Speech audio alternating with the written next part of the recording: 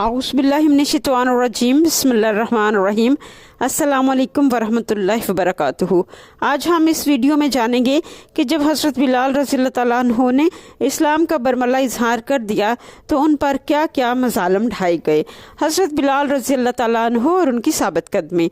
जब हज़रत बिलाल रज़ियल्लाहु तआला अन्हु ने अपने ईमान का ऐलान जुर्रत और बहादुरी से कर दिया, इस वक्त सूरज गरूब हो रहा था। हज़रत बिलाल रज़ियल्लाहु तआला अन्हु के हाथ बांध दिए गए और एक रस्सी उनकी गर्दन में डाल दी गई और उन्हें एक कमरे में बंद कर दिया गया। जब वो कमरे में बंद थे तो उन्हें याद आया उनका बाप बहुत मेहनती डायर था। वो बहुत छोटे थे जब बाप दुनिया से चला गया। उन्होंने यतीमी में परवरिश पाई। उन्हें ये नहीं बताया गया कि वो कैसे गुलाम बने। उन्हें सिर्फ ये बताया गया कि वो हबशा से अरब लाए गए थे। उनकी माँ ने उन्हें बताया पहले वो आज़ाद थे, मगर जब बिलाल पैदा हुआ तो वो ग़ुलाम बन चुके थे। हज़रत बिलाल रज़ियल्लाहु तआला अन्हु याद कर रहे थे, मैं तो पैदाइशी ग़ुलामी की जंजीरों में जकड़ा हुआ हूँ। बिलाल इस अंधेर कोठरी में सूरज की किरण के मुंतज़िर थे। कल मक्का का सूरज मेरे लिए मौत का पैगाम लेकर आएगा। फिर उन्हें अमार याद आया, कैसे अमार को सज़ा दी जाती थी। अमार कितने बहादुर हैं, उन्होंने सज़ा को कबूल किया मगर हक़ का दामन नहीं छोड़ा। वो याद करके मुस्कुराए। जो कोड़े अमार को पड़ने थे वो बिलाल को पड़ गए और अमार वक्ती तौर पर उन कोड़ों की सज़ा से बच गया। अमार को ना मारना बिलाल का अपना फैसला था, लेकिन गुलामों को तो फैसले करने की इजाज़त नहीं होती। उनके फैसले तो दूसरे करते हैं। वो हैरान थे, आया ये बहादुरी थी या बेवकूफ़ी, या ये मोहब्बत थी नबी करीम सल्लल्लाहु अलैहि वसल्लम के लिए। वो याद कर रहे थे, कोई भी खुदा को नहीं पा सकता जब तक खुदा की अपनी रज़ा ना हो। उस रात बिलाल ने खुदा की रज़ा को पा लिया और एलानिया तौर पर दायरा इस्लाम में दाखिल हो गए। अब ये रस्सियाँ और सज़ा खुशी में बदल गई। उनकी रूह को सुकून आ गया। उन्होंने अपने आप को अल्लाह के हवाले कर दिया। अब वो अल्लाह के रहम के मुंतज़िर थे। अगले दिन उमैया और उसके साथ कुछ लोग आए ताकि उन्हें अलमनाक और भयानक सज़ा दे सके। काफिरों का ख्याल था गुलाम सज़ा से डर जाएगा, उनके आगे झुक जाएगा, माफिया मांगेगा, गिड़गिड़ाएगा, इल्तिजा करेगा, मगर यहाँ तो मामला ही उल्ट नजर आ रहा था। बिलाल ने तो अपने आप को अपने अल्लाह के हवाले कर दिया था। अब वो अल्लाह की रज़ा में राज़ी था। उसने फैसला कर लिया था वो सब्र से सब कुछ बर्दाश्त करेगा।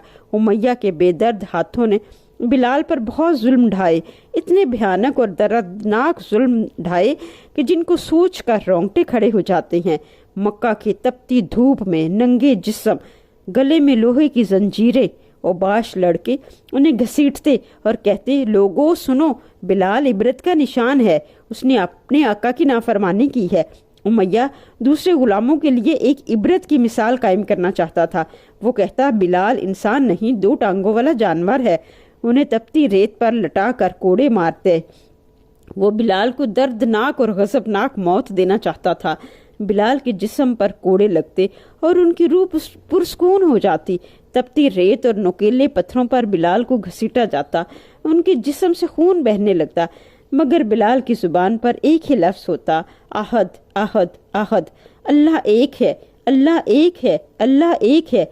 उनकी पुश्त तपती रेत पर होती और सीने पर भारी पत्थर। उनकी कमर रेत से जल जाती, जुबान प्यास से खुश्क हो जाती। ना खाने को दिया जाता और ना पीने को।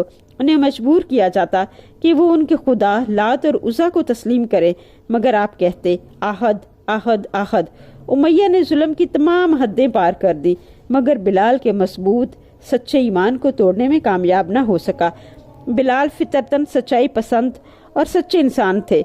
अहले मक्का उनके सब्र और इस्तिकामत पर उंगलियां मुंह में डाल लेते। खुद उमैया वर्ता हैरत में था कि ये तो चट्टान से भी ज्यादा मजबूत है। हर कोशिश, हर जुल्म आजमा लिया, मगर हम इसको नहीं झुका सके। हज़रत बिलाल रज़ियल्लाहु तआला अन्हु को आग की तरह तपती रेत पर लटाया जाता, यहाँ तक कि उनके जिस्म की चर्बी पिघलने लगती। आप रज़ियल्लाहु तआला अन्हु के सीने पर भारी पत्थर, चार चार सिले रख दी जाती और ऊपर से कोड़े मारे जाते। उमैया पूछता, बता तेरा रब कौन है? बिलाल कहते, आहद आहद आहद। तो फिर कहता, भुलाओ अपने रब को, तुम्हें जुल्म से निजात दिलाए। इतना ताकतवर है तुम्हारा रब तो आता क्यों नहीं? लोग उन्हें ताने देते, तेरा रब इतना ताकतवर है तो आता क्यों नहीं? तू कहता है कि वो हर जगह मौजूद है, वो देखता है, वो सुनता है, तो तुम पर इतनी सख्तियां, इतने जुल्म उसे नजर नहीं आते? تو حضرت بلال رضی اللہ تعالیٰ عنہ ان کے تانو تشنو کا جواب ان الفاظ میں دیتے، ان کے ایک ایک لفظ سے عشق جھلکتا، ایسا عشق جس کی مثال عالم پیش کرنے سے قاصر ہے۔ تمام مذاہب عالم کی تاریخیں اٹھا کر دیکھ لیں، ایسا عشق، ایسی شدت کہیں نہیں ملتی۔ کفار کے تانوں کے جواب میں آپ رضی اللہ تعالیٰ عنہ فرماتے، جب تم بازار سے کچی مٹی کا برتن خریدنے جاتے ہو تو اسے بھی خوب ٹھوک بجا کر دیکھتے ہو، کہیں کچا تو نہیں؟ میرا رب میرے ایمان کو ٹھوک بجا کر چیک کر رہا ہے، کہیں بلال کا عشق کچا تو نہیں؟ تمہارے ظلم و ستم کے ذریعے میرا رب میری عشق کو پکا کر رہا ہے، بس تم دعا کرنا میں اس امتحان میں پورا اتروں۔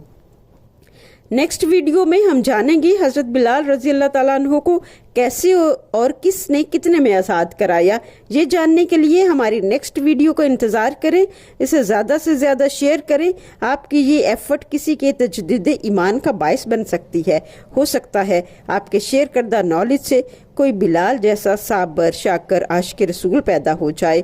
جزاک اللہ، صدق اللہ العظیم۔